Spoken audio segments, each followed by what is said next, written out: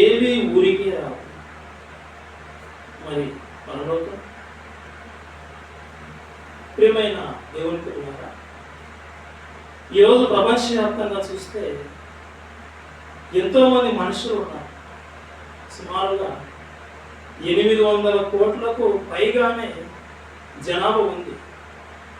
ఇందులో దేవుణ్ణి నమ్మేవాళ్ళు కొందరు, దేవుణ్ణి నమ్మని వారు ఇంకొందరు. దేవుని నమ్మని వారు ఎవరంటే వీళ్ళే నాస్తికులు. దేవుని నమ్మేవారు ఆస్తికులు. శాస్త్రవేత్తలు సైతం దేవుని నమ్మరు. శాస్త్రవేత్తలు వారి యొక్క ఆలోచనలలో వచ్చినటువంటి మాట ఏంటంటే, ఈ సృష్టి గురించి మాట్లాడుతూ, ఈ సృష్టి దేవుడు చేయలేదు, ఈ సృష్టి దానంతట అదే వచ్చిందని మరి శాస్త్రవేత్తలు చెప్పారు. ఎలా వచ్చిందంట ఈ సృష్టి? సృష్టి దానంతట అదే వచ్చింది. అయితే ప్రపంచంలో మొట్టమొదటిసారిగా ముద్రించబడినటువంటి గ్రంథము ది బైబిల్. ది బైబిల్ అనేటువంటి ఈ యొక్క శాస్త్రానికి అతీతమైనటువంటి ఈ యొక్క దేవుడు వాయించినటువంటి మాటల్లో ఉన్నటువంటి విషయం ఏంటంటే, దేవుడు ఏం చెప్పారో అది ఒకసారి చూద్దాం. ఆదికాండం 1వ అధ్యాయం 1వ వచనం. ఆదికాండం 1వ అధ్యాయం 1వ వచనం. ఆదియందు దేవుడు భూమి ఆకాశమును సృజించెను.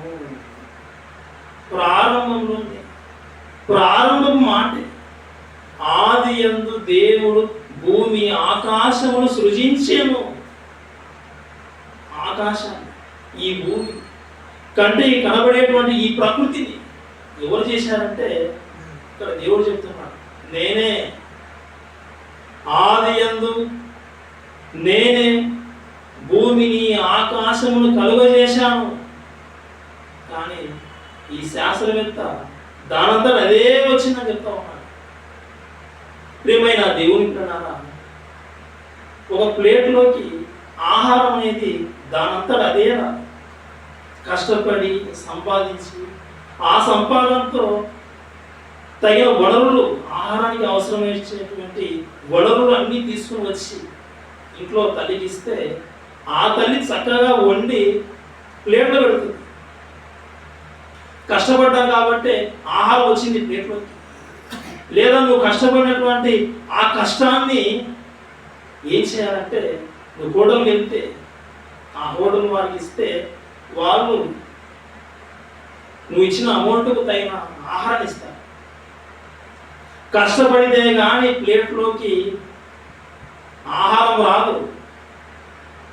ప్రియమైన దేవుని ప్రకారం కష్టపడితేనే ఆహారం వచ్చింది మన నోటి దగ్గర, కానీ వస్తుందని మనకి ఎలా తెలుసో, మరి సృష్టి దానంతటే అదే వచ్చిందని ఈరోజు శాస్త్రవేత్త అంటున్నాడంటే దానంతట అదే వచ్చిందని ఆ మాట అది తప్పు. ప్రియ, కష్టపడితేనే ఆహారం, కష్టపడితేనే కంటికి కనబడేటువంటి ఈ వస్తువులన్నీ, ఈ సృష్టిని చేసిన దేవుడే. ఇంకో మాట చూసుకున్నాం, యెషయా గ్రంథం 45వ అధ్యాయం. యెషయా గ్రంథం 45వ అధ్యాయం 18వ వచనం.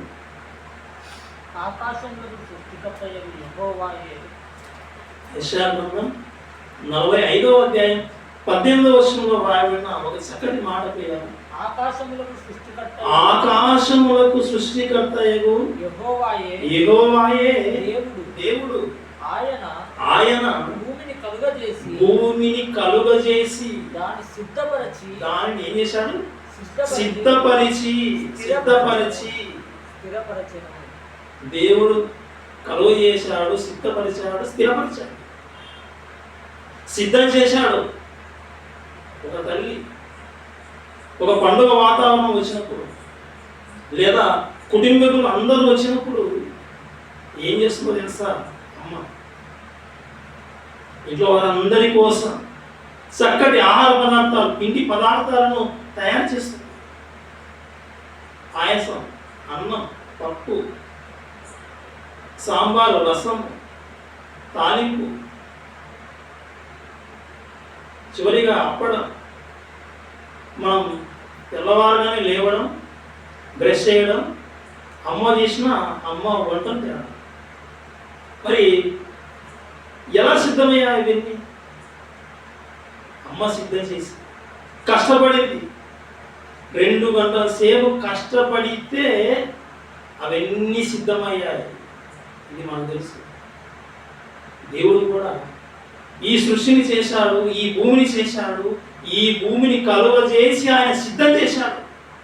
నా పిల్లలు భూమి మీదకి వచ్చారు, నా పిల్లలకు అవసరం అయ్యేటివి అవన్నీ నేను చేయాలి అని తలంచిన దేవుడు మన కోసం అన్నీ చేశాడు, అన్నీ కలుగజేశాడు. ప్రకృతిలో ఏవి కావాలో తీసుకో, ఏవి కావాలో తిను. చికెన్ తింటావా? రెడీగా ఉన్నాయి. మటన్ తింటావా? కొండ గొర్రె తింటావా? ఎద్దు తింటావా? ఏ మాంసం కావాలో తీసుకో, ఏ ఆహార పదార్థం కావాలో తీసుకో. అన్ని పదార్థాలను దేవుడు మనం అడవక మునిపే. అందుకే యేసుక్రీస్తు వారు తన యొక్క మాటలలో చెప్పిన మాట చూద్దాం ఒకసారి. మత్తయి సువార్త. దేవుడు మన మనసు ఎరిగాడు మనం అడవక మునిపే. మత్తయి సువార్త 6వ అధ్యాయం 8వ వచనం. మత్తయి సువార్త 6వ. మీరు వారవలే ఉండకుడి,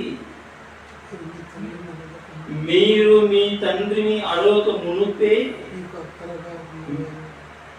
మీకు అక్కరగా ఉన్నవేవో ఆయనకు తెలియను. ఆయన తెలుసు. మన మనసు ఎరిగిన దేవుడు.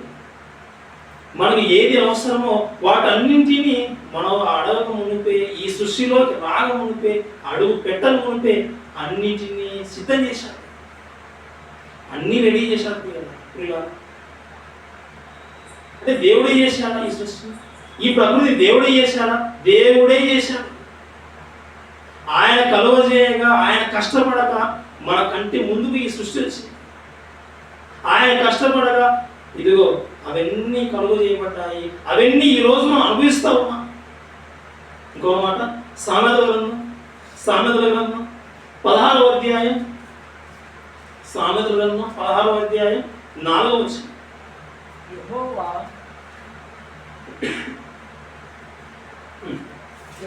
యెహోవా ప్రతి వస్తువును దాని పని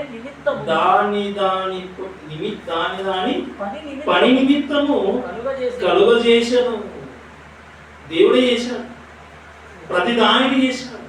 కంటికి కనబడేది, కంటికి కనబడేది ప్రతి వస్తువు దేవుడే చేశాడు.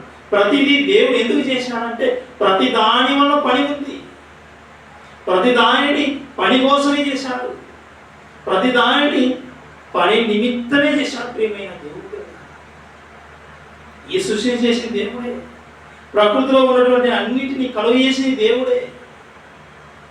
దానంతటా దేవుడు వచ్చిందని చెబుతూ ఉన్నటువంటి ఈ శాస్త్రవేత్త ఈరోజు గ్రహిస్తాడు. దానంతటా ఏది రాదు, ఏవి ఊరికే రావు. ప్రియమైన దేవుడు ఇక మనిషి గురించి ఆలోచిస్తే మనిషి ఊరికే వచ్చాడా? గాలికి వచ్చాడా? జారిపడ్డాడా? లేదు, దేవుడే చేశాడు. ఆదికాండం 2వ అధ్యాయం 7వ వచనం. ఆదికాండం 2వ అధ్యాయం 7వ వచనం. ప్రియమైన దేవుని పిల్లలారా, దేవుడైన యెహోవా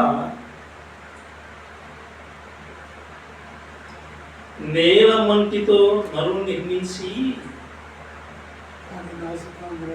వాని నాసికా రంధ్రములలో జీవవాయువును ఊదగా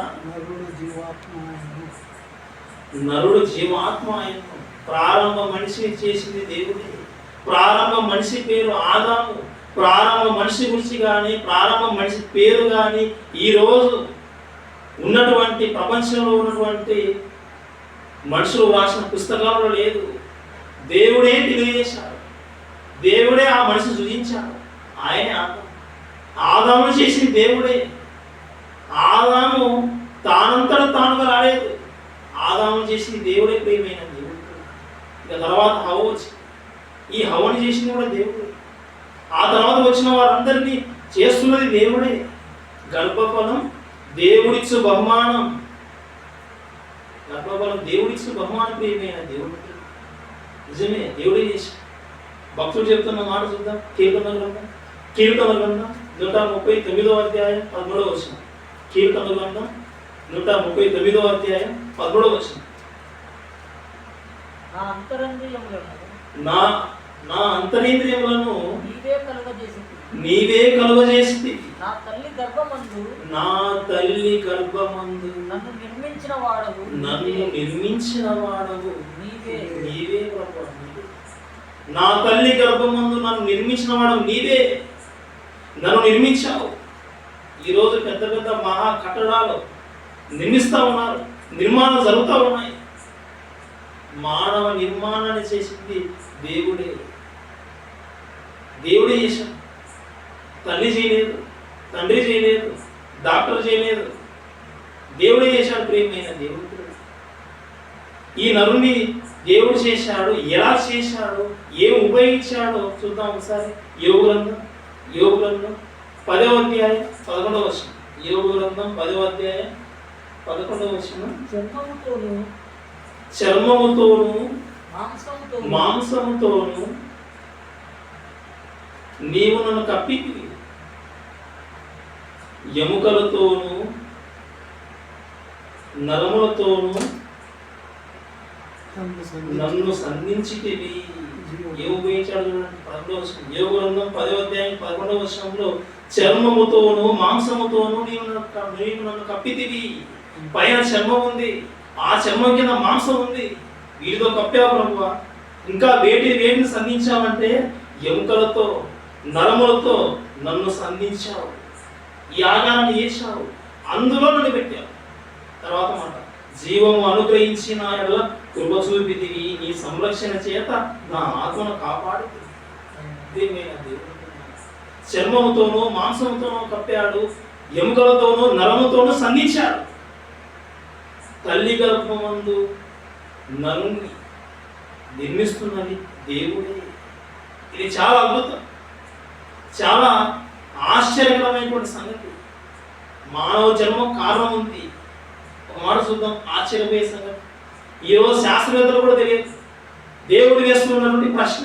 ప్రసంగి గ్రంథం 11వ అధ్యాయంలో చూడండి ఒకసారి. ఎముకల గురించి చెప్తా ఉంటాడు. ఎన్నో వచనం? 5వ వచనం. ప్రసంగి గ్రంథం 11వ అధ్యాయం 5వ వచనం. శూలాలి గర్భమందు ఎముకలు ఏ రీతిగా ఎదుగునది నీకు తెలియదు. తండ్రిలోని శుక్రకణం, తల్లిలోని అండం, ఈ శుక్రకణం అండం ఈ కలిసిన తర్వాత ఈ అండం పిండంగా మారిన తర్వాత శిశువు ఎదుగుతూ ఉన్నప్పుడు ఆ శిశువులకు ఏర్పడేటువంటి ఎముక. శూలాలి గర్భమందు ఎముకలు ఏ రీతిగా ఎదుగునో నీకు తెలియదని దేవుడు చెప్తా ఉన్నాడు. ఎముకలు గట్టిగా ఉంటాయి, స్ట్రాంగ్గా ఉంటాయి. ప్రియమైన దేవుని పిల్లలారా, దేవుడు కణాలు విభజించుకుంటూ ఏం చేశాడంటే మానవ శరీర ఆకారంలో ఇన్నిటిని చేశాడు.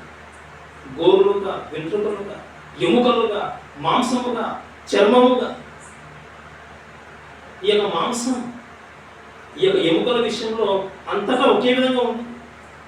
ఎముకలు చూస్తే కొన్ని గట్టిగా ఉంటాయి, కొన్ని చూస్తే మెత్తగా ఉంటాయి, మృదులాస్తి అంటారు. ప్రియమైన దేవుని పిల్లలారా, మానవుడిని చేస్తున్నది దేవుడే. మనిషి దేవుడు ఉండే కలుగుతున్నాడు. సృష్టిని చేసింది దేవుడే, సృష్టిలో ఉన్న ప్రతి చేసింది దేవుడే, సృష్టిలో నరుణ్ణి పెట్టి దేవుడే. సృష్టి దానంతటదే రాలేదు, మనిషి తానంతట తాను రాలేదు. ఏవి ఊరికే రావు. ప్రియమైన దేవుని పిల్లలారా, ఈరోజు మనమందరం భూమికి వచ్చిన మన ఇళ్ళలో చూస్తే ఎన్నో రకాల వస్తువులు మన కంటికి కనబడుతూ ఉంటాయి. ఒక టీవీ, ఒక ఫ్రిడ్జ్, ఒక ఫ్యాన్, ఇంటి బయట బైక్, ఇవన్నీ ఎలా వచ్చాయి? దానంతా అది వచ్చాయి. కష్టపడాలి. కష్టపడితే వచ్చినటువంటి ఆ కష్టాన్ని వెచ్చించి మనిషికి అవసరం వచ్చేటువంటి అన్నిటినీ మనిషి కొనుక్కొని వాటిని ఉపయోగిస్తూ ఉన్నాడు, సుఖం పొందుతూ ఉన్నాడు. కష్టపడితే కానీ ఏది రాదు. దేవుడు చెప్పే మాట చూద్దాం ఒకసారి. సామెతల గ్రంథం 14వ అధ్యాయం 23వ వచనం. సామెతల గ్రంథం 14వ అధ్యాయం 23వ వచనం దేవుడు తెలియజేస్తూ ఉన్నటువంటి మాట చూద్దాం ప్రియులారా. ఏ కష్టము చేసినను లాభమే కలుగు. ఒట్టి మాటలు ఒట్టి మాటలు కేవలం మాట్లాడితే లేమి లేకుండా ఉండాలంటే దేవుడు చెప్తున్నాడు, ఆయన కష్టపడి సంపాదించుకో. ఏ కష్టమైనా చేయండి, నీకు వచ్చిన వృత్తి, నువ్వు ఏ పని చేయగలవు, ఏ కష్టము చేసినా లాభమే వస్తుంది, లాభం వస్తుంది. కష్టపడి సంపాదించుకో. ఈరోజు ప్రపంచంలో దేవుని ఎరుగని వాళ్ళు ఇంకా బహుగా కష్టపడతా ఉన్నారు. మనకు తెలియదుగా, వాళ్ళని చూసి మనమే ఆశ్చర్యపోవాలి. ఈ విషయంలో మాత్రం కొద్దిగా బుద్ధి కూడా తెలుసుకోవాలి. తప్పదు. కష్టపడి అన్ని సంపాదించుకుంటున్నారు, కష్టపడి అన్నింటినీ తెచ్చి వాటితో సుఖిస్తూ ఉన్నారు. ఒక మాట చూద్దాం. ప్రసంగి గ్రంథం 2వ అధ్యాయం 24వ వచనం. ప్రేమైన దేవుడు,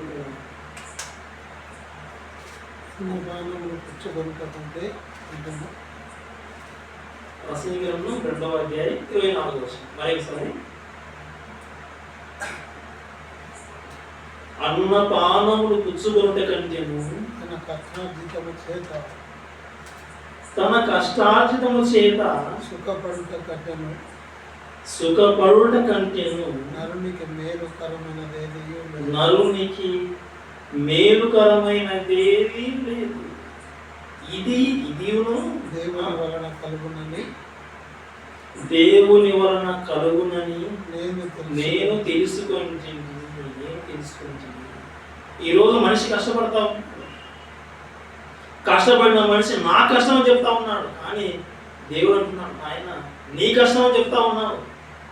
నువ్వు కష్టపడాలంటే నువ్వు బ్రతికి ఉండాలి కదా, నువ్వు ప్రాణంతో ఉండాలి కదా. కష్టపడి సంపాదించుకున్నావు. నీవు ఏవైతే నీ దగ్గర ఉన్నాయో, వేటినైతే నువ్వు ఆహారంగా స్వీకరిస్తూ ఉన్నావో, వేటినైతే నువ్వు సుఖంగా అనుభవిస్తూ ఉన్నావో, ఇవన్నీ ఇదిగో నా చదువులనే వచ్చాయి నీ దగ్గరికి.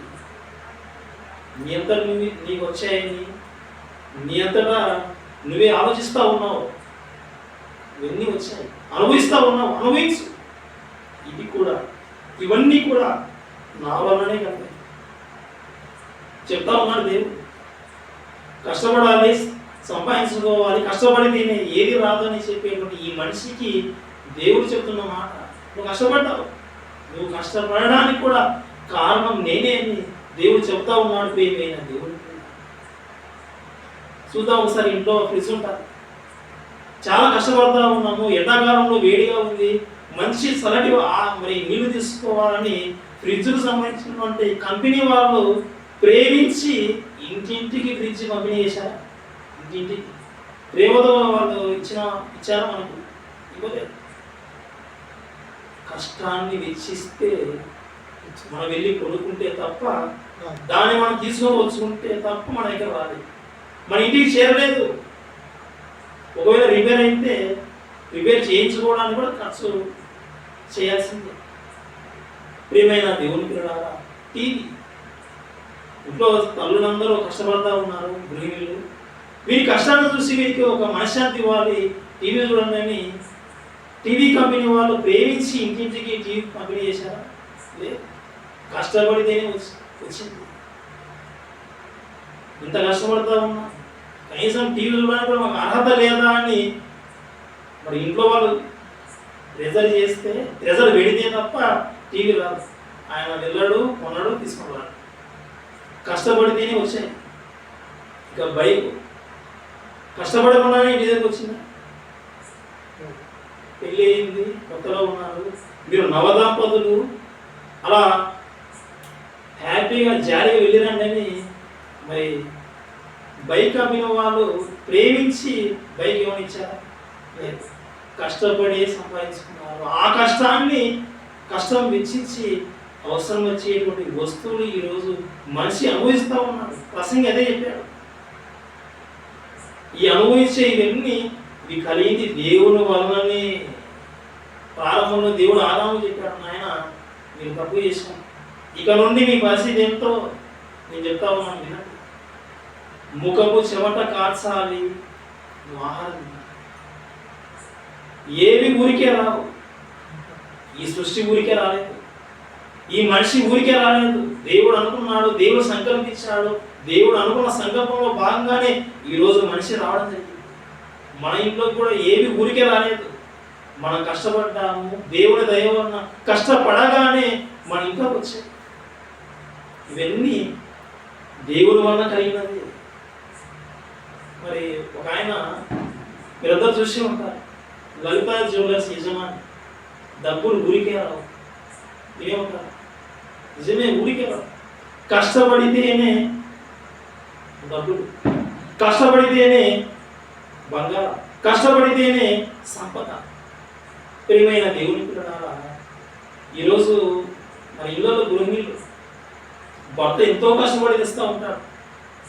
ఆ కష్టాన్ని తెలియని వాళ్ళు చాలామంది ఇంట్లో కొంతమంది ఉండొచ్చు, అందరూ కాదు కానీ కొంతమంది ఉండొచ్చు. భర్త కష్టాన్ని ఎరుగనటువంటి స్త్రీలు అవసరం వచ్చేటువంటి అనవసరమైనవి ఖర్చు చేస్తూ ఉంటారు. ప్రియమైన దేవుని పిల్లలారా, ఏ కష్టం చేయండి ఏది జరగదు. కష్టం చేయండి లాభం రాదు. ఏవి ఊరికే రాదు. మరి పరలోకం ఊరికే వస్తుందా? పాటలో ఒక పాట ఉంది, ఏముందంటే కేవలం నమ్ముకుని పరలోకం మనకు. కేవలం నమ్ముకుంటే పరలోకం వస్తుంది, కేవలం నమ్ముకుంటే పరలోకం వస్తుందనే పాట అయితే అపోస్తలుడైన పౌలు కేవలం నమ్ముకొని ఇంటి దగ్గర ఎందుకు కూర్చోలేదు? స్వార్థ ప్రయాణం ఎందుకు చేశాడు? స్వార్థ దండయాత్ర ఎందుకు వెళ్ళిపోయాడు? ప్రియమైన దేవుని పిల్లలారా, కేవలం నమ్ముకుంటే పరలోకం రాదు. కేవలం నమ్ముకొని అపోస్తలుడైన పౌలు ఇంటి దగ్గర ఉండిపోలేదు, అపోస్తలుడు ఉండిపోలేదు. ఒక ఆశ్చర్యకరమైన సంగతి ఏంటంటే దయ్యములు కూడా అది కూడా నమ్ముతా ఉన్నాయి. కేవలం నమ్ముకుంటే పరలోకం అనుకుంటే దయ్యములు కూడా నమ్ముతున్నాయి. చూద్దాం అన్నమాట. యాకోబు రాసిన పత్రిక 2వ అధ్యాయం 19. యాకోబు రాసిన పత్రిక 2వ అధ్యాయం 19వ వచనం. ప్రియులారా, దేవుడు ఒక్కడే అని. యాకోబు రాసిన పత్రిక 2వ అధ్యాయం 19వ వచనం. దేవుడు ఒక్కడే అని, దేవుడు ఒక్కడే అని నీవు నమ్ముతున్నావు. అలాగూ నమ్మటం మంచిది. అలా నమ్మడం మంచిదే. నువ్వు నమ్ముతున్నావు. దయ్యములను నమ్మి ఏం చేస్తా ఉన్నాయి? వణికిపోతా ఉన్నాయి. గజ వణికిపోతా ఉన్నాయి. నువ్వు దేవుడు నమ్మావు, దయ్యములు కూడా దేవుడు నమ్మాయి. నువ్వు నమ్మావు, అవి నమ్మాయి. కేవలం నమ్మితే పరలోకం అనుకుంటే మరి దేవుడు దయ్యములు కూడా ఏం చేయాలి? పరలోకం ఇవ్వాలి. భూమి మీద యేసుక్రీస్తు వారు బ్రతికిన దినాలలో యేసుక్రీస్తు నుంచి గొప్ప సాక్ష్యం చెప్పాయి. దేవుని కుమారుడా, సర్వోన్నతమైన దేవుని కుమారుడా, మమ్మల్ని పాతాళం పంపొద్దు, ఏదో పందులు ఉన్నాయి అక్కడ పంపు, కోరుకున్నాయి. ప్రియమైన దేవుని పిల్లలారా, దయ్యాలు నమ్మి భయపడతాం. మనం నమ్మి మన దేవుని భయపడకుండా ఉన్నాం. అవి నమ్మి భయపడినా దానికి లేదు పరలోకం. నమ్మినా కేవలం నమ్ముకుంటే మనకు లేదు పరలోకం. ఎందుకంటే పౌలు, అపోస్తలులు, ఈరోజు ప్రపంచవ్యాప్తంగా ఎందరో బోధకులు కేవలం నమ్ముకొని అలాగే ఉండిపోతే, మాకు వస్తే చాలా పరలోకం అలాగే ఉండిపోతే ఇక మిగిలిన వారి సంగతి, మిగిలిన వారికి రక్షణ. దేవుడు పెట్టిన బాధ్యత, ఆయన అందరినీ కాపాడాలి. మీరు కష్టపడాలి. మీరు కష్టపడితేనే మీకు పరలోకం. కేవలం నమ్ముకుంటే పరలోకం రాదు. మరి బాప్తిజం అందుకుంటే పరలోకం రాదా? ఇలాంటి అపోహ ఉండొచ్చు. బాప్తిజం అందుకుంటే పరలోకం వస్తారు, కానీ కేవలం బాప్తిజం పొందుకొని అంతటితో ఆగిపోతే మాత్రం పరలోకం రాదు. ప్రియమైనది కేవలం ఇప్పుడు ఉదాహరణకు బస్ స్టాండ్కి వెళ్ళాం, టికెట్ తీసుకున్నాం, కేవలం టికెట్ తీసుకున్నాం అంతే, బస్సు ఎక్కలేదు. మనం అనుకున్న గమ్యస్థానానికి వెళ్తామా? వెళ్ళలేము, అక్కడే ఉంటాం. టికెట్ తీసుకోవాలి, ఎక్కాలి. కొద్దిగా ప్రాసెస్ ఉంది. బాప్తిజం తీసుకున్నంత మాత్రాన పరలోకానికి వెళ్ళము. పరలోకం వెళ్ళడానికి ఒక ప్రాసెస్ చెప్పారు. కొన్ని వచనాలు మీతో చదివిస్తాను, చదువుకుందాం ఒకసారి. మొదటిగా రక్షణ పొందడానికి దేవుడు చెప్పిన మాట ఏంటంటే అపోస్తుల కార్యములు 2వ అధ్యాయం 21వ వచనం. అపోస్తుల కార్యములు 2వ అధ్యాయం 21వ వచనం చదువుకున్నాం. ప్రభువు నామమును బట్టి ఇక్కడ చెబుతున్న మాట చూస్తే, అప్పుడు ప్రభువు నామమును బట్టి ప్రార్థన చేయు వారందరూ రక్షణ పొందుదురు. ప్రభు నామమును బట్టి ప్రార్థన చేసే వాళ్ళందరూ ఏం పొందుకుంటారు? రక్షణ పొందుదురు. ఒక మాట ఉంది కదా ఇక్కడ, రక్షణ పొందడం కంప్లీట్ అయిపోలేదు. ఒక మొదటి మెట్టి ప్రభువు నామమున ప్రార్థన చేస్తే వారు రక్షణ పొందుదురు. ఇది ఒక మాట. ఇంకొక మాట చూద్దాం. అపోస్తలుడైన పౌలు రోమీయులకు రాసిన పత్రిక, 10వ అధ్యాయం 8వ వచనం.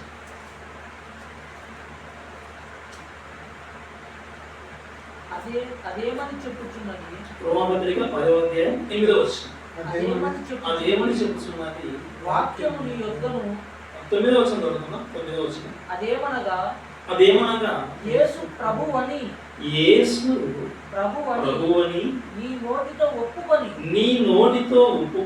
దేవుడు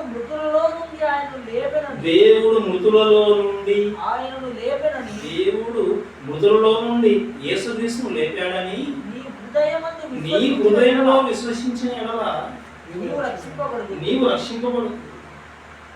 మరి రక్షణ పొందాలంటే ప్రార్థన చేస్తే, కేవలం ప్రార్థన చేస్తే సరిపోతుందా? అక్కడే ఆగిపోతే ఇక్కడ ఈ మాట ఉంది, యేసును ఏం చేయాలంటే ప్రభువుని నమ్మాలి. దేవుడు యేసును మృతుల్లో నుండి లేపాడని నువ్వు నమ్మాలి. ఇదొక మెట్టు. ఇక ఇంకొక మాట చూద్దాం. 3వ మాట, మార్క్స్ వార్త 16వ అధ్యాయం 16వ అధ్యాయం 16వ వచనం. మార్క్స్ వార్త 16వ అధ్యాయం 16వ వచనం. నమ్మి బాప్తిస్మం పొందినవాడు రక్షింపబడు. ఇదొక మెట్టు. మొదటిగా మన చదువుకున్న మాటలు చూస్తే, ప్రభువు నామమును బట్టి ప్రార్థన చేయవాడేవాడో రక్షించబడతాడు. అక్కడ ఆగిపోతే సరిపోదు. యేసు ప్రభువుని నమ్మాలి, యేసును దేవుడు మృతుల్లో నుండి లేపాడని నమ్మాలి. అక్కడ ఆగిపోతే సరిపోదు. తర్వాత నమ్మి బాప్తిస్మం పొందినవాడు రక్షించబడు. ఇక బాప్తిస్మం పొందాం, ఇక అందరితో అయిపోయింది అనుకుంటే అయిపోలేదు. ఇంకొక మెట్టు ఉంది. మత్తయి సువార్త 24వ అధ్యాయం 13వ వచనం. మత్తయి సువార్త 24వ అధ్యాయం 13వ వచనం. మత్తయి సువార్త 24వ అధ్యాయం 13వ వచనం. అంతం వరకు సహించిన వాడెవడో వాడే రక్షింపబడును. అంతం వరకు సహించిన వాడెవడో వాడే రక్షింపబడును. రక్షణ పొందాలంటే ప్రార్థన, రక్షణ పొందాలంటే యేసు ప్రభువుని నమ్ముకోవాలి, రక్షణ పొందాలంటే బాప్తిజం తీసుకోవాలి, రక్షణ పొందాలంటే చివరి వరకు, మరణం వరకు, లేదా ఆలోపు యేసుక్రీస్తు రెండవ రాకడ జరిగితే యేసుక్రీస్తు యొక్క రెండవ రాకడ వరకు ఉంటే తప్ప, ఈ రక్షణలో కొనసాగితే తప్ప నువ్వు రక్షింపబడాలి. పరలోకం రాదు, ఏమి ఊరికే రావు, పరలోకం కూడా ఊరికే రాదు. కేవలం నమ్ముకుంటే రాదు, ప్రయాసం కేవలం బాప్తిజం తీసుకుంటే రాదు పరలోకం. ఇంకా ఆలోచిస్తే, మరణించిన వ్యక్తి దగ్గరికి వెళ్ళి పాస్టర్ గారు వెళ్ళి ప్రార్థన చేస్తే పరలోకం వస్తుందనేటువంటి ఒక అభిప్రాయం ఉంటుంది మనుషులు. మరణించినటువంటి వ్యక్తి అతను ఎలా మరణించాడు? భూమి మీద తిని వ్యర్థంగా బతికి అలా ఉన్నటువంటి వ్యక్తి దగ్గర వెళ్ళి ప్రార్థన చేస్తే పరలోకం వస్తుంది? రాదు. ప్రేమైన దేవుడు, ప్రభువా ఇదని నువ్వు చేర్చుకో అని ప్రార్థన చేసినంత మాత్రాన పరలోకం వస్తుందా? పరలోకం అబ్బుతుందా? ప్రేమైన దేవుని పిల్లలారా, దేవుడు స్వీకరిస్తాడా? స్వీకరించు. ఎందుకంటే దేవుడు ఏ విషయంలో స్వీకరిస్తాడంటే, ఒక వ్యక్తికి సంబంధించినటువంటి ఆ వ్యక్తి గురించి ప్రార్థన చేస్తే మనం చేసిన ప్రార్థన స్వీకరిస్తాడు, కానీ ఒక వ్యక్తిని పరలోకం చేర్చుకునే విషయంలో మాత్రం దేవుడు యాక్సెప్ట్ చేయడు. ఎందుకంటే ఇక్కడ ఒక కీరో పాయింట్ ఉంది. దేవునికి నరులకు మధ్యవర్తి ఎవరు? దేవునికి నరులకు మధ్యవర్తి ఎవరు? యేసుక్రీస్తు వారు. యేసుక్రీస్తు వారు చెబితే తప్ప, యేసుక్రీస్తు వారు అడ్వైజ్ చేస్తే తప్ప పరలోకానికి పర్మిషన్ లేదు. యేసుక్రీస్తు వారు బ్రతికిన దినాల్లో ఆయన చెప్పిన బోధనలో ఒక మాట చూస్తే, యోహాను వార్త 14:6 మీకు అందరికీ తెలుసు.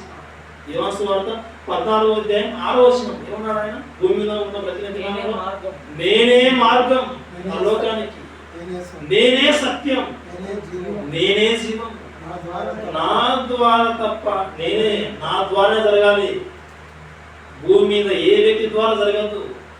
ప్రార్థన చేయండి. ఆ ప్రార్థన నా దగ్గరికి వస్తే నేను తండ్రికి చెప్తాను. పరలోకం చేరాలంటే ఒక మనిషి నేనే యాక్సెప్ట్ చేయాలి. నేనే తండ్రికి చెప్పాను. నాకు నచ్చితేనే, తండ్రికి నచ్చితేనే పరలోక ఆహ్వానం. నా ద్వారా తప్ప ఎవడును తండ్రి ఎంతకు రాడు, తండ్రి ఎంతకు రాడు. ప్రేమైన దేవుడు, పరలోకం ఊరికే కష్టపడు. ఇప్పుడు వరకు నా మాట ప్రకారంగా జరిగించాలి. కేవలం ప్రార్థన చేస్తే రాదు. కేవలం ప్రార్థన చేస్తేనే, కేవలం నమ్మితేనే వస్తుందని పాడితే, అపోస్తలుడైన పౌలు 3 ప్రయాణాలు చేశాడు. ఆ తర్వాత రోమ ప్రయాణం చేశాడు. ఎన్నో కష్టాలు, ఎన్నో కన్నీళ్లు. ఓడలో ప్రయాణం వెళ్తూ ఉంటే ఓడ పగిలిపోవడం, ఆకలి దప్పుడుతో ఉండడం, సుఖాలను వదిలేసుకోవడం, దేవుడి కోసం కష్టపడడం. ఆయన బ్రతకడానికి కూడా జీవనోపాధి లేకపోతే, సువార్తి కూడా ఉండి కూడా ఆయనే కష్టపడి తన జీవితం ఎన్నో సంవత్సరాలు కోల్పోయి దేవుని కోసం ప్రయాసపడ్డాడు. చివరికి మరణించాడు. ప్రియమైన దేవుని పిల్లలారా, పరలోకం ఊరికే. భూమి మీద ఉన్న వస్తువులు ఏవి రాలేదు, దేవుడు ఇచ్చాడు. మనం కూడా ఊరికే రాలేదు. దేవుడు అనుకున్నాడు, మన మీద ఆశ పెట్టుకున్నాడు కాబట్టి ఆయన ఆశలో, సంకల్పంలో భాగంగానే వచ్చాడు. మన ఇంట్లో కూడా ఉన్న వస్తువులన్నీ ఏవి ఊరికే రాలేదు. మనం ఎన్నో పుస్తకాలు చదువుకోవాలనుకుంటాం, కొనుక్కోవాలి. ఊరికే ఎవరికి డబ్బులు వెచ్చించాలి, వెల వెచ్చించి తీసుకుంటే తప్ప మన దగ్గర. వేరే ప్రాంతానికి వెళ్ళిపోవాలి, బైక్ ఉంది, పెట్రోల్ కావాలి, ఎవరు ఊరికే అమౌంట్ పే చేయాలి. ప్రియమైన దేవుని పిల్లలారా, ఏవి ఊరికే రావు. మరి పరలోకం ఊరికే వస్తుంది. దీన్ని కూడా సంపాదించుకోవాలి. ప్రకృతిలో మన కంటికి కనబడేటువంటి వస్తువులను ఎలా అయితే సంపాదించుకుంటూ ఉన్నామో, పరలోకాన్ని కూడా సంపాదించుకోవాలి. ఒక మాట చూద్దాం. తిమోతికి రాసిన మొదటి పత్రిక 6వ అధ్యాయం 19వ వచనం. వాస్తవమైన జీవమును సంపాదించుకునే నిమిత్తము. తిమోతికి రాసిన మొదటి పత్రిక 6వ అధ్యాయం 19వ వచనం. వాస్తవమైన జీవమును సంపాదించుకుని నిమిత్తం. వాస్తవమైన జీవితం ఒకటి, అవాస్తవమైనది. వాస్తవమైనది ఒకటి, అవాస్తవమైనది ఉంది. ఇప్పుడు మనం ఉన్నటువంటి ఈ జీవితం ఇది ఎలాంటిదంటే, ఇది వాస్తవమైనది కాదు. ఇది వాస్తవమైనది కాదు, ఇది అవాస్తవమైనది. కొద్ది కాలం ఉంటాం, వెళ్ళిపోతాం. కొద్ది కాలం ఉన్న తర్వాత మనం మరణిస్తాం. ఇప్పుడు చక్కగా అందంతో, చక్కటి ఆరోగ్యంతో ఉన్నాం. కొంతకాలం తర్వాత బలహీనం అయిపోతాం, వృద్ధాప్యానికి వెళ్ళిపోతాం. ఇప్పుడు ఉన్నటువంటి ఈ అందం తర్వాత ఉండదు, ఇప్పుడు ఉన్నటువంటి ఈ ఆరోగ్యం తర్వాత ఉండదు, అన్నీ పోతాయి. ఇప్పుడు ఉన్నటువంటి ఈ వెంట్రుకలు ఇదే నలుపుగా ఉండవు, తెలుగుగా మారిపోతాయి. ఇప్పుడు ఉన్నటువంటి దిగారిపోయినటువంటి ఈ చర్మం ఇలాగే ఉంటుందా? ముడతలు పడిపోతుంది. ఈ శరీరము క్షయమైపోతుంది. ఈ లోకంలో ఉన్నటువంటి అన్ని క్షయమైపోతా ఉన్నాయి. ఈ లోకము ఇది శాశ్వతం కాదు, ఇది అవాస్తవమైనది. ఈ లోకంలో ఉన్నటువంటి మనుషుల మధ్య ఉన్నటువంటి ఈ బంధాల మధ్య మనిషి బందీలో ఉండి ఇదే శాశ్వతం అనుకుంటున్నాడు. ఆయన ఇది శాశ్వతం కాదు, ఇది ఇది నటన. దేవుడు చెప్తా ఉన్నాడు, ఈ లోకం నటన గతించిపోతా ఉన్నది. వాస్తవమైన జీవితం ఒకటి తర్వాత ఆ వాస్తవమైన జీవితం ఏం చేయాలంటే అదే పరలోకం. అది రావాలంటే ఏం చేయాలి? సంపాదించుకోవాలి. వాస్తవమైన జీవమును సంపాదించుకున్న నిమిత్తము ఏం చేయాలంటే రాబో కాలమునకు వాస్తవమైన జీవితమే అదే. దాని గురించి చెప్తా ఉన్నాడు. రాబో కాలమునకు మంచి పునాది తమ కొరకు వేసుకొనుచు మేలు చేయువారును ఏం చేయాలంటే మొదటిగా మేలు చేయువారును సత్క్రియలను ధనము గలవారును ఔదార్యం గలవారును తమ ధనములో ఏం చేయాలి? ఇతరులకు పాలించువారై ఉండదు. మేలు చేయాలి. ఏ మేలు చేయాలి? ఒక వ్యక్తికి రక్షణ లేదు, రక్షణలు లేడు. ఏం చేయాలంటే వాక్యం చెప్పాలి. మేలైనది వాక్యమే. యాకోబు గారు ఒక మాట చెప్తారు చూడండి, 4వ అధ్యాయం 17వ వచనం. యాకోబు రాసిన పత్రిక 4వ అధ్యాయం 17వ వచనం. కాబట్టి మేలైనది చేయనిరియు అలాగు చేయని వానికి పాపము. ఒక వ్యక్తికి వాక్యం తెలియదు, నరకానికి వెళ్ళిపోతాడు. మేలైనది వాక్యము, సత్య సంబంధమైనటువంటి ఈ వాక్యము, ఒక మనిషి యొక్క ఆత్మను రక్షించేటువంటి శక్తి గలది ఈ వాక్యము. ఈ వాక్యాన్ని నువ్వు ఏం చేయాలో తెలుసా? ఈ మేలైనది ఈ వాక్యాన్ని చెప్పాలి. నువ్వు వాక్యం చెప్పడమే ఆ వ్యక్తికి నువ్వు చేసే గొప్ప మేలు. వస్త్రహీనుడుగా ఉన్నాడని వస్త్రాలు ఇచ్చారు, వేసుకున్నాడు. కొద్ది రోజులకు అవి చినిగిపోయాయి. శాశ్వతంగా మేలు లేదు. కొంతవరకు మేలు. ఆకలితో ఉన్నటువంటి వ్యక్తికి నువ్వు ఆహారం పెట్టావు, తిన్నాడు. ఆ పూటకు ఆనందంగా ఉన్నాడు, అరిగిపోయింది. తర్వాత పూటకు నువ్వు పెట్టడానికి లేవు, అతను ఎక్కడో ఉన్నాడు. మేలు చేసినావు. అది శాశ్వతమైన మేలు కాదు. శాశ్వతంగా ఒక మనిషిని రక్షణలోకి, మరో లోకానికి, పరలోక సంబంధమైనటువంటి ఆ వాస్తవమైనటువంటి జీవితాన్ని నువ్వు నటించడానికి నువ్వు వాక్యాన్ని తీసుకెళ్ళాలి. ఈ వాక్యమే మేలు చేసేది. ఈ వాక్యం చెప్పడమే, సువార్తలో వెళ్ళడమే మేలు చేయడం. ఇలా ఈ మేలు చేయాలని తెలిసి కూడా మేలైనది చేయనిరియు అలాగూ చేయని వానికి పాపం కలదు. నువ్వు సువార్తలో కష్టపడలేదు, నువ్వు మేలు చేయలేదు, పాపం కలదు. పాపి పరలోకానికి వెళ్ళడు. పరలోకం ఊరికే నాకు ప్రేమైన దేవుని కూడా మనం ఆలోచిస్తూ ఉన్నాం ఈ విషయాన్ని. మేలు చేయాలి. ఇంకా తర్వాత ఏమన్నాడు? తర్వాత మేలు చేయాలి, తర్వాత తర్వాత తిమోతి రాసిన పత్రిక తిమోతి రాసిన మొదటి పత్రిక 6వ అధ్యాయం 19వ వచనం. సత్క్రియలు అను ధనం గలవారు. నీ దగ్గర డబ్బు ఉంది, ధనం ఉంది. ఈ ధనము నువ్వు ఏం చేయాలంటే, ఏ ధనంగా మార్చాలంటే, ఈ ధనాన్ని ఏ ధనంగా మార్చుకోవాలంటే నువ్వు సత్క్రియలు అను ధనం గలవారు. ఈ ధనాన్ని సత్క్రియలు అను ధనంగా మార్చాలి. ఆ ధనంతో నువ్వు సత్క్రియలు చేయాలి. క్రియ, పని, సత్ అనగా వాక్యం. సత్య సంబంధమైనటువంటి నువ్వు క్రియలు చేస్తే, వాక్యం కోసం నువ్వు క్రియలు చేస్తే అవే సత్క్రియ. ఒక వ్యక్తికి దేవుని గురించి తెలియదు, ఒక బైబిల్ కొనిపెట్టావు, నువ్వు ఖర్చు వెచ్చించి, నీ ధనాన్ని వెచ్చించి బైబిల్ కొన్నావు, ఆ బైబిల్ ఇచ్చావు. లేదా నీ దగ్గర ఉన్నటువంటి ధనాన్ని ఉపయోగించి ఒకరికి ఆకలితో ఉన్నటువంటి వారికి నువ్వు ఆహారం ఇచ్చావు. నీ దగ్గర ఉన్నటువంటి ధనాన్ని ఉపయోగించి వస్త్రహీనులకు వస్త్రం ఇచ్చావు. నీ దగ్గర ఉన్న ధనాన్ని ఉపయోగించి సువార్త పని కోసము కరపత్రాలు ప్రింట్ చేయడానికి నువ్వు ధనాన్ని వెచ్చించి నీ దగ్గర ఉన్న ధనంతో దేవుని యొక్క జ్ఞానం పంచడానికి సభ నిమిత్తం నువ్వు ఖర్చు చేసి ప్రత్యక్షంగా పరోక్షంగా నువ్వు చేసేటువంటి ప్రతిదీ నువ్వు వెచ్చించిన ఆ ధనము సత్క్రియల కోసం ఉపయోగపడతా ఉంది. నువ్వు సత్క్రియలను ధనం కలిగి ఉన్నావు. ఇలా సత్క్రియలను ధనం కలిగి ఉండాలి. ఎందుకంటే పరలోకం సంపాదించుకోవడానికి.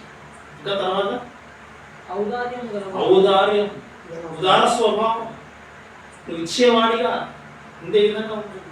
తర్వాత తమ ధనములో ఇతరులకు పాలిచ్చువారే ఉండవలేను. ఒకరి దగ్గర లేదా నువ్వు ఇచ్చే స్థితిలో ఉన్నావా? తెలిసి అతడు అన్ని స్థితుల్లో బాగుంటే ఆశించడు, అడగడు. ఒకవేళ నీ దగ్గర ఉన్నటువంటి ధనం ఇచ్చే స్థితిలో నువ్వు ఉంటే దేవుడు చెప్తా ఉన్నాడు, ఆయన సహాయం చేయి. తమ ధనములో ఇతరులకు పాలివ్వండి. ఇలా మీరు చేస్తే, ఇలా మీరు చేయడం వలన మీరు ఏం సంపాదించుకుంటారో తెలుసా? పరలోకాన్ని సంపాదించుకుంటారు, వాస్తవమైన జీవితాన్ని సంపాదించుకుంటారు. రాబో కాలానికి మీరు మంచి పునాది వేసుకుంటున్నారు. ఇంటికి పునాది వేయడం అది మీకు తెలుసు. రాబోయే లోకానికి పునాది వేయడం ఎలాగో తెలుసా?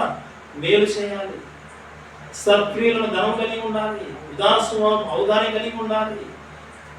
మీ దగ్గర ఉన్నటువంటి కష్టాన్ని ఇతరులకు ఇచ్చే విధంగా నీ వంతు నీ చేతనైనంత దేవుడు ప్రేరేపించిన కొద్ది నువ్వు ఇచ్చే విధంగా ఉంటే నువ్వు పరలోకాన్ని సంపాదించుకుంటావు. దేవుడు అన్యాయస్తుడు కాదు. నువ్వు ఇచ్చావు, నీ దగ్గర ఉన్నది అయిపోయిందని అనుకోవచ్చు, కానీ నువ్వు చేసేటువంటి ప్రతి దానికి 100 రెట్లు ప్రతిఫలాన్ని దేవుడు ఇవ్వడానికి సిద్ధంగా ఉన్నాడు. ఒక మాట చదువుకుందాం, మంచి మాట. హెబ్రీయులకు రాసిన పత్రిక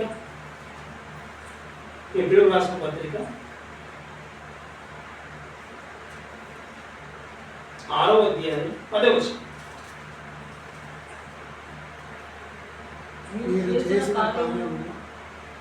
మీరు చేసిన కార్యమును మీరు పరిశుద్ధులకు ఉపచారం చేసి ఇంకను ఉపచారం చేయుచున్న చేత తన నామమును బట్టి చూపిన ప్రేమను మనుషులకు దేవుడు అన్యాయం కాదు. నేను చేశాను, మళ్ళీ చేశాను. ఎన్నిసార్లు చేయాలి? ఫీల్ కావాల్సిన అవసరం లేదు.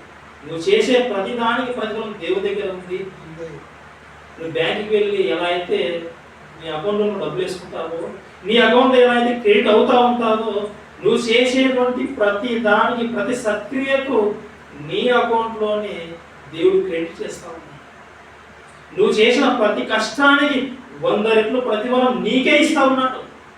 ఇక్కడ భూమి మీద అయిపోయి ఉండొచ్చు, నువ్వు అందరికి ఇచ్చిండొచ్చు, కానీ అక్కడ నీకు సంబంధించి ఉంది, పరలోకమందు ఉంది.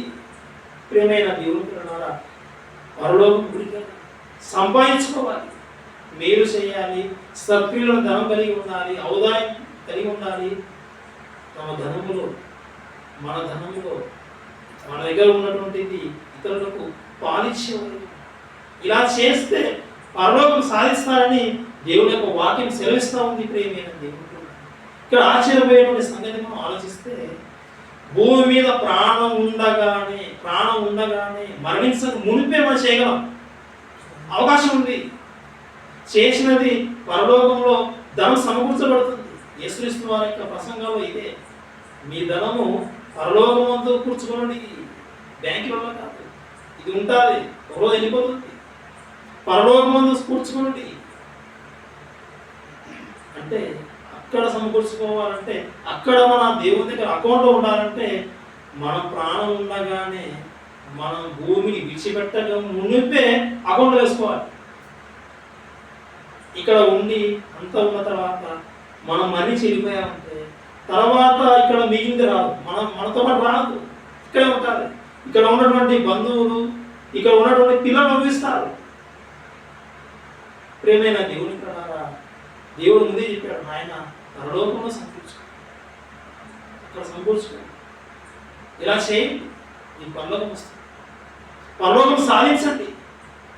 ఈ లోకమే ఇంత అందంగా రంగులమయంగా, ఈ లోకమే ఇంతగా చక్కగా దేవుడు చేసి మనందరూ పెట్టినప్పుడు ఎంతో ఆనందంగా సుఖంగా ఉన్నప్పుడు ఈ లోకమే విడిచిపెట్టకూడదు, ఎంత ఇక్కడ ఉండాలని, ఇంకా ఉండాలి, ఇంకా బతకాలి, రోగం వచ్చినాక చూపించుకోవాలి, ఇక్కడ అందరితో ఉండాలని ఇంత ఆశపడతా ఉన్నప్పుడు ఇది అవాస్తవమే అయినప్పుడు వాస్తవమైన జీవితం ఆ లోకము ఇంకెంత బాగుంటుంది. దేవునితో యుగములు తరతరము ఉండేటువంటి ఆ లోకంలో ఏ బాధ ఏ కన్నీరు లేనటువంటి ఆ లోకం, ఆగలి దప్పిక లేనటువంటి ఆ లోకంలో ఉండడానికి, అది పొందుకోవడానికి, అది సాధించడానికి మనం సంపాదించుకోకూడదా?